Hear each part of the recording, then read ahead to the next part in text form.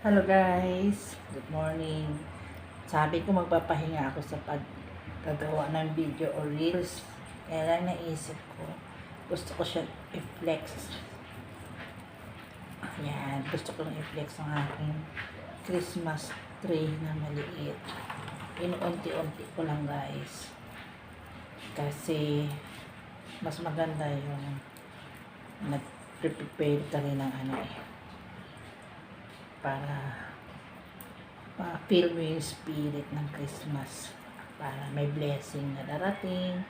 Ayan, kaya ako natuto mag-ayos-ayos kahit konti lang. Kahit nga nung OFW ako sa Oman, sa kwarto ko meron akong Christmas tree na maliit. Kahit mahal, ang liit lang noon, parang ganun lang kaliit na Christmas tree, 5 umani real ang bili ko sa The Wave. Sabi ng amo ko, napakamahal naman ang Christmas tree mo na yan para sa sa ganyan lang, 5 real.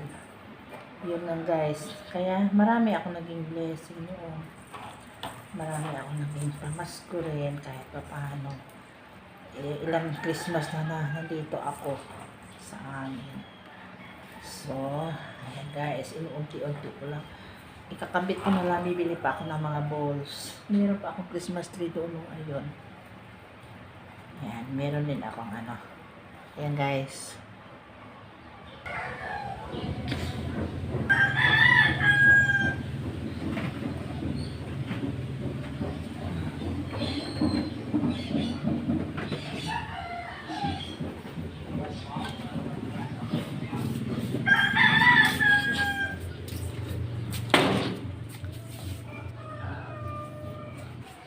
Tingnan ko pala yung nilalaga kong saging, saba na saging. Kasi mahilig ako maglaga Ayan, sa kahoy. Ayan guys. Ayan, naglalaga ako ng saging na saba. Ayan o. Favorite ko yung saging na saba.